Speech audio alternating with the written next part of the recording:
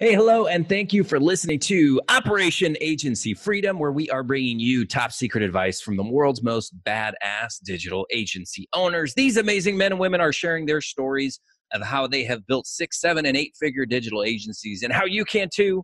My name is Chris Martinez, CEO of Dude, where we help digital agencies by giving them the people and the processes so they can take on more website and funnel projects and scale profitably. And today I am joined by my friend Russ Perry, founder of Design Pickle. Thank you for joining us on the show today, Russ. Yeah, man. Thanks for having me. It's been a long time in the making. Yes, it has. I've been wanting to have you on for at least 9 months, and we had to get we got Jim first, and then got to you eventually. Well, the global climate has really cleared my calendar, so I think I'll be doing a lot of podcasts. But I'm excited to be here, man. Really excited to dive into what's going on and support. Great. So, we start off every show with our roundtable discussion, and this is a very, very fun topic for me because, where I went to high school, like if you participated in school on any level other than sports, you were a giant dork. And we made fun of those people. But what's funny is that when I went away to college, I learned that, some of the cooler kids also did some of these things that I kind of considered dorky based on where I grew up. And so, I want to hear about your experience because you were the student body president of your high school. Yes, but also a big dork. So I think your stereotype still works quite well. Okay, so let's just talk about that. Like, how did you decide that you wanted to be the student body president? So I went to a relatively large high school at the time. I know there's some still big ones now, but my high school was about 3,000 kids in Tucson, Arizona. And going to a school that big, there's just like a spot for everybody. If you wanted to be the yearbook people, you could be the yearbook people, drama, sports, whatever. And I was actually sports for the first few years. I really loved them. I was never like a good athlete naturally. I just like hustled really hard and like forced my way onto the teams through. What did you play? I played football and then actually men's volleyball, which I really got into. Nice. But I had a pretty serious injury in my second year in football on the junior varsity team. And it just took me out for the whole season. And at that point, I was relatively unclear on, well, what am I going to do with my time? Like I've always been involved. I've always done something. And so that spring or, after football season, I heard about student government and student council and found out you could get school credit to put on events and raise money and, have host parties like prom and all of these things. And I was like, this sounds like awesome. Like I could spend part of my school day planning parties, like count me in.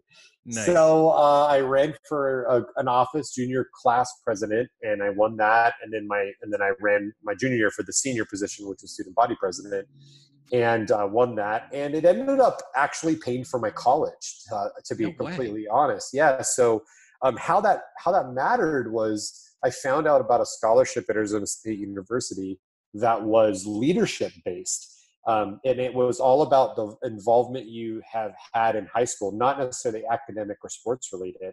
So I only found out about that because I was in student government and applied for it. One person per high school could apply, and I ended up winning and got a full ride scholarship to ASU. So I was a dork, but like I also got college paid for. So I was really excited for that piece on it. And coincidentally enough, employee number one at Design Pickle, James Petticone, a past guest for you. Yeah. He and I went to high school, so we did student council together in high school and in college. We joined up again our senior year and did it at ASU. So it's something I've dabbled in, and I think maybe has made me a bit of a better leader now today, running the business. Well, also my own kind of history with high school is that. And this is definitely, where I was at, is that high school kids are typically like super insecure and they'll do anything to avoid bringing attention to themselves because they don't want to get picked on. For me, like I was tall, super, super skinny. I was 6 foot tall, 135 pounds when I graduated from high school. And to put that into perspective right now, I think I've been at home eating for the past few days. I'm probably around 205 right now, but I was 202 last week. Hopefully still 6 feet tall. Yes, Hopefully, 6 feet okay, tall. Yeah, you haven't exactly. shrunk I yet. don't think I'm losing height yet. Yeah, no, like I agree. And I think the reason I won was because my upbringing, my mom was very amazing in ensuring my upbringing was extremely diverse, and Mhm. that I valued anyone and everyone. And so I have this built-in, from early on, natural, genuine curiosity and interest in people. Mhm. And so in high school, the reason I won, because it was actually fairly competitive. I remember the tough politics of Canyon Del Oro High School, but the reason I won was because I love people. I was friends with the people who were super introverted and didn't want the spotlight. I was friends with the druggies who'd sneak off campus and smoke and weed or do whatever at lunchtime. I was friends with the jocks. But I literally was friends with, like, I knew them and I connected with them. Yeah. So that was my superpower during that time, and I think why I was able to continue on in the leadership roles is I had that from birth. Like, everybody matters, doesn't matter their background, their socioeconomic status, their race, their sex, their sexual orientation. It's all like, people are people, and you got to love everybody. Man, that is a superpower. Good for you. So I have two more questions about this. One, what was your Yeah. campaign slogan?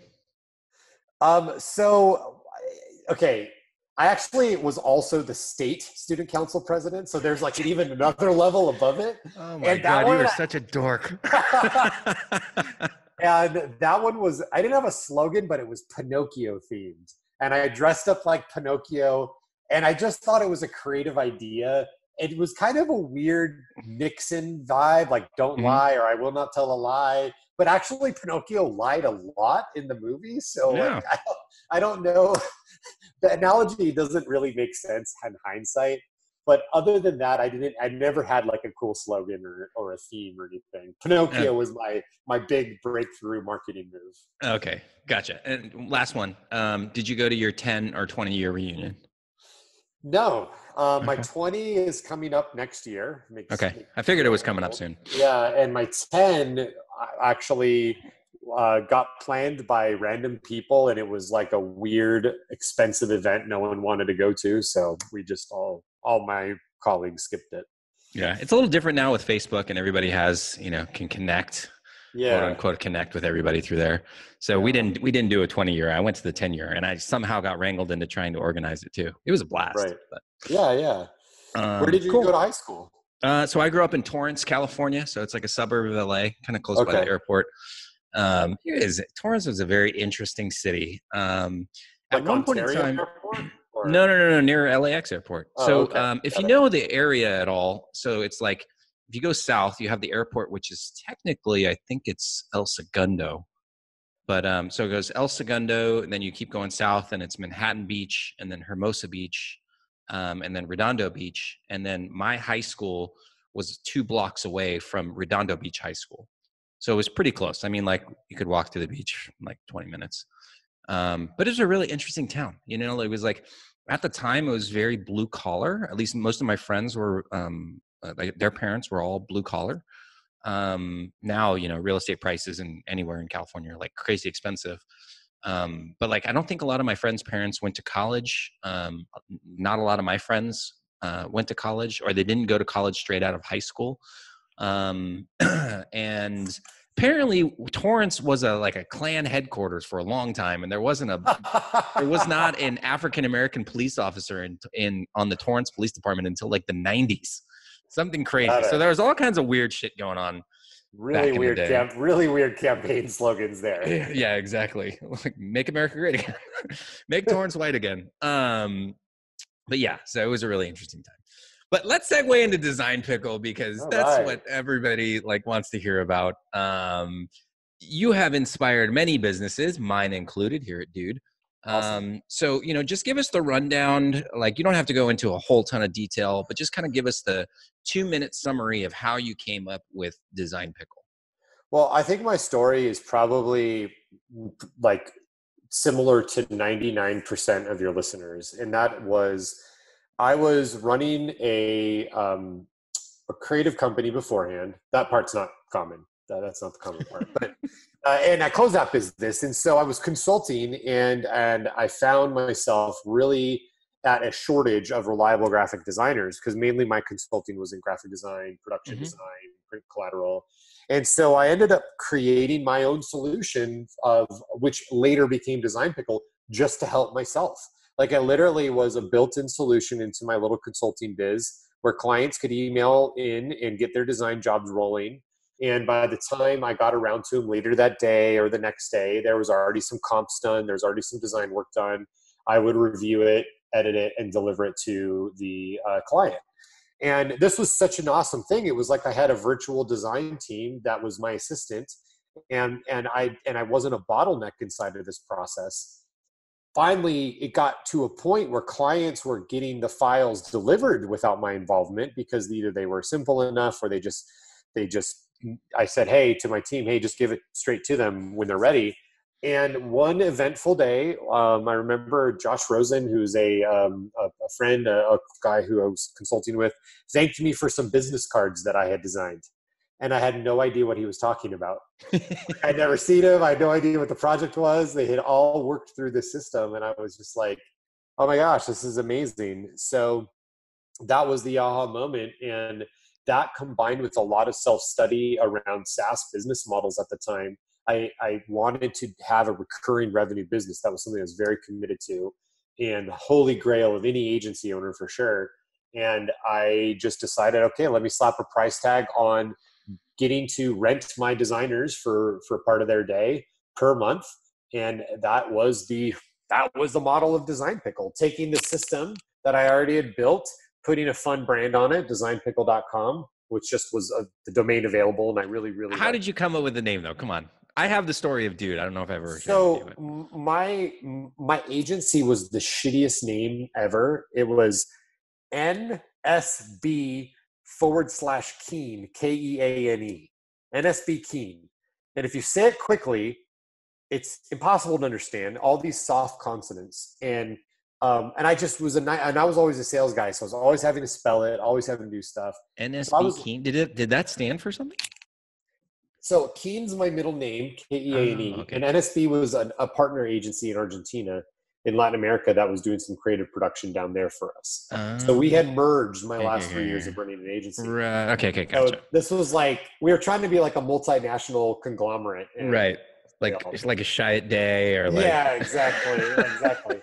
So what's Nike? What's the big Nike one? Their agency? Nike's agency. Well, the agency that works with Nike, they basically started only working with Nike, and now they have like a huge. I don't know. I should know. It'll come to me later. So yeah, Design Pickle was an anti-move to just have something I could say and everyone would understand. And I really like pickles. Like, it's one of my top 3 favorite foods. Pickles, ice cream sandwiches, and Reuben sandwiches are my 3 favorite foods. 4th is okonomiyaki, which is a Japanese dish. But long story short, that was it. Later on, people like, oh, like you're in a design pickle. And that, of course, really makes sense. Like you're in trouble, you need help. So nice. The brand was born. We launched in January 2015 and just been chopping away ever since. Awesome. Yeah. So like the way that I came up with Dude is I had listened to a podcast of you. And so I came up with the concept, and I had read this book probably 9 years earlier called Selling the Invisible. This is a book by this guy named Harry Beckwith. And I actually saw him speak too, and I got a free copy of his book. The only thing I remember from that book is that he said that Americans love companies with the ooh sound, like Google and Yahoo and Uber. And so I'm sitting in my friend's beach house trying to come up with the name for this service. And the word dude just kind of came to me. It's such a synonymous Southern California name too, Dude. Everybody says dude. I got a dude. I know this dude. And that's where it came from. And then Dude actually stood for something. It stood for digital updates done by experts. But everybody just loved Dude. Yeah, I know. See? You learn something new every day. Yeah, dude, I never knew. Yeah. So, but everybody loved the name Dude. And when I started wearing the hat, like I wear the hat, and anywhere I go, people are like, dude. So like sometimes I think I should just stop Dude and just sell hats. Yeah, well, we for many years at events, people think we just sell pickles, because we'll hand them out and they're like, oh, can I buy these pickles? Do you design pickle wrappers or labels? And we're Yeah. like, no, we don't design pickles. And we've even get upset customers. We've had 2 customers sign up and cancel, frustrated that we don't sell pickles. Well, for $375 a month, they want pickle. I mean, They get through all of the sign-up process somehow. That's amazing. So at what point did you realize, hey, like I'm onto something, like this is really going to work? It was month 1 because we did a guest blogging launch strategy for a product. I got anyone and everyone that would agree to let me publish a blog post for them. We published all those at the end of January, that kind of our launch day in January 2015. And then I also spammed the hell out of every contact I ever had. I actually got blocked from Gmail for like 48 hours because I was sending too many emails. Hey, if you haven't gotten blocked from Gmail, you aren't living. Yeah, exactly. Right. Yeah. But this was like manually blocked. Like I wasn't tapping in to Gmail with some other app that like was mass sending them. I was like copy and pasting, bro, like old school. Nice. But then we ended up with between 20 and 30 clients signed up our first month. And then the next month clients were telling me to charge more. Like they're like, this is too cheap. You're really not going to make enough money. Can I ask you what you were charging when you started? $195 a month. Nice. About $195 a month. So within a couple months, we raised it to $370. And that was our price up until recently. Next, later this year, once all the economic uncertainty is done, we're moving our pricing up to $499. Which yeah, is still a steal. Like if you've ever worked with a designer before, your system and the way that you're able to get stuff turned around quickly, I mean, it makes it a no-brainer, which is awesome. Yeah, dude. So, I mean, honestly, it was proven from day one, but it wasn't until probably more than 2 years in that I didn't wake up stressed out all the time about whether or not it would continue to be successful. Okay, Like, so that was an interesting point. What would you be stressed out about? Like, what were some of your biggest stressors within day 0 to year 2? I think it's common for a lot of us. It's imposter syndrome. Like, what is this really going to sustain? What if all my clients cancel at once? Mm-hmm. What if there is some major natural disaster in one of our markets where we have designers and we can't do the work? Like there was all these things that always would come into mind. And plus we're self-funded. So every dollar of profit goes into sales and marketing and growth. And that was not an easy task, because if we miss our sales targets 1 month, well, now I'm in like crazy budget crisis. And that has happened at least 1 or 2 months every year, even last year. I mean, it's always like a razor's edge with it. But the turning point for me was when I got enough data and I started to see the year over year data. And it was like, wow, look at where we were last January. Now here where we at. Now, wow, look at what we did in this promo last year. Now we're doing much better. And that was like that confidence and that certainty to stop worrying about the future from I still worry about it, but I worry about it in a much more proactive way than doubts and fear kind of worry, if that makes sense. No, totally. And it's actually, I don't know if refreshing is the right word, but it's encouraging to know that, because you come off as somebody who's very confident, very calm, very collected. You run a multi-million-dollar agency that started from nothing. Like daddy didn't hand you $1 million check to get this thing going. But it's nice to hear that you had a lot of these worries. And I think a lot of people can relate to those like worries that you had back then. Yeah. Yeah, and what's amazing is I've worked with and I've studied under businessmen and women who are 10 or 20 or 30 times larger than what I do, and they have those feelings as well. They're just at a bit of a different scale than what I'm having. Those feelings never go away. They just are different in what you're worried or thinking about. And I think you learn how to manage things better. Well, like with anything, I think, when you go through it the first time, it's freaking terrifying. Like when my dad died back in 2007, Just, to tell people that I don't know this, my dad died of pancreatic cancer 3 days before my 27th birthday. And he was diagnosed and dead in a month. And I went through that, and it was super, super difficult. Like one of the hardest things I've ever had to go through in my life. But now that I've come out the other side, like I feel like there's a lot of other things that I can handle that aren't a big deal because of that experience. Had I not had that horrible experience, I know that I wouldn't be the same person that I am today. Well, yeah, I mean, and I love using the body as an analogy because it's something we can all understand. Like you've done a lot of physical training in your life, whether you're doing a big cardio event or weightlifting, or you do martial arts. Like when you do the hard version of it and you come out okay, then when there's anything less than that, you have like an incredible amount of confidence in accomplishing it. And that, absolutely. just like your analogy, like when you experience hard things in life and challenging things in life, it expands your capacity, expands what you're capable of. And that's a personal development belief that I always have. It's why I'm always seeking out voluntary challenges to push me outside my comfort zone, because I won't grow to that next level by my own devices. Mm-hmm. It's like trying to literally pick yourself up. Like I can't pick myself up. It's physically impossible. I can't grow past a certain point by myself. Yeah. I have to have external mentors, experiences, training, consulting, knowledge, books, whatever it might be, to push us. And those life experiences, when they do happen, while they're hard, they always expand our take. Yeah, absolutely. I have a phrase that I created. I don't ever say it very often, but it's I played baseball up until I was like 12. I'm sure you played t-ball when you were a kid, but never played baseball, man. You never played baseball ever? Never played a sport that involved a racket or a bat or a device and the ball. I only played sports that was my hands and the ball. Oh my God. Okay. Anyways, well, in baseball, like if what the batter is, right? Like, yeah, like if you need a batting coach, you can never fix your own swing. That's basically my saying. It's like you can never figure out why your swing is off. You always need somebody else to kind of mentor you.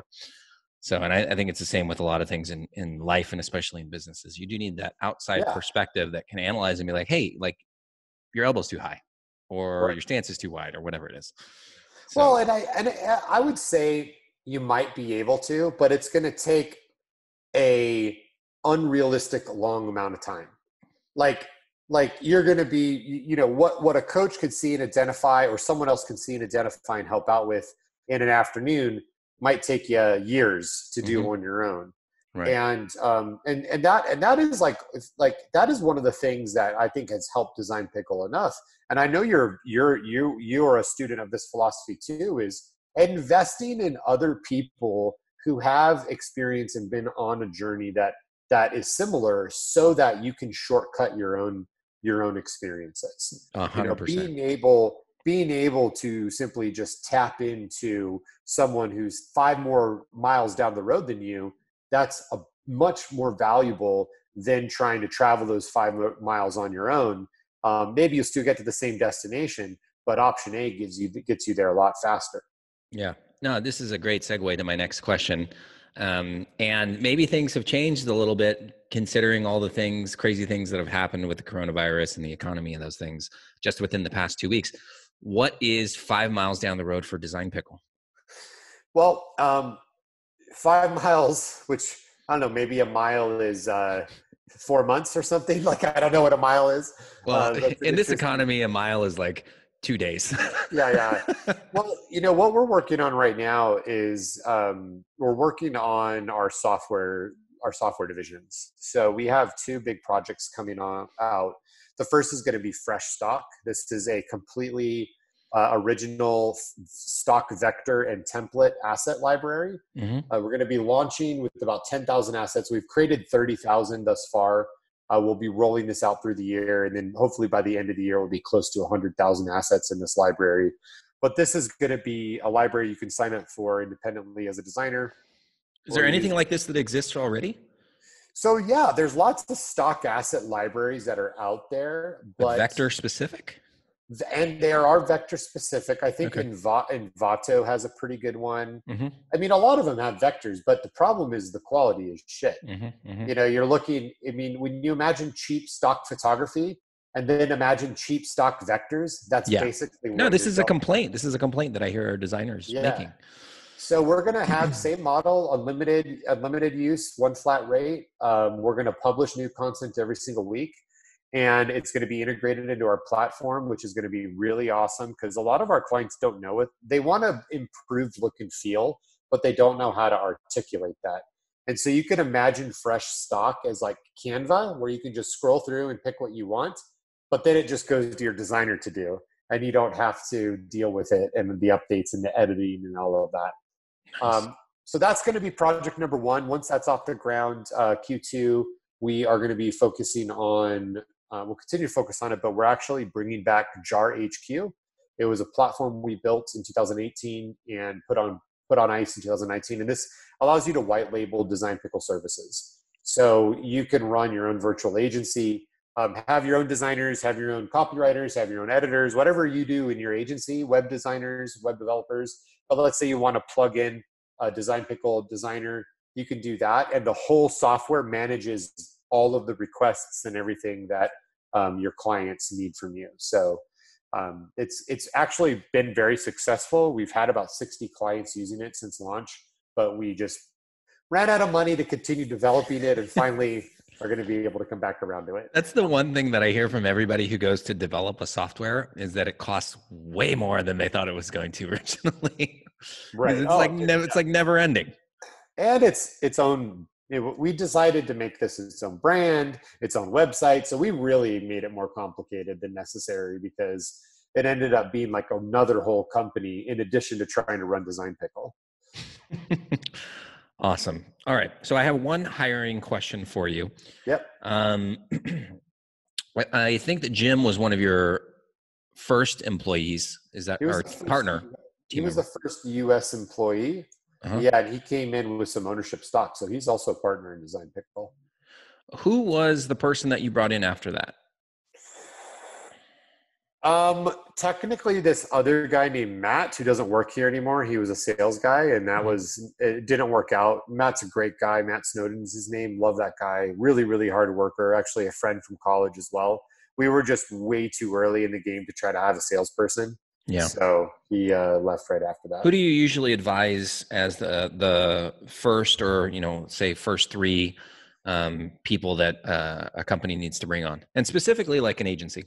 It's all of the people you need to support and deliver the client work you're selling. Mm-hmm. So my philosophy is a successful agency is going to be one that can grow. And if the owner is doing the work or helping deliver on the work or helping manage the clients, then he or she's not going to be able to grow the business and market and sell the business. So my first hires I actually hired two people at the same time, a project manager and a designer. So the project manager could manage the clients and the designer did the work.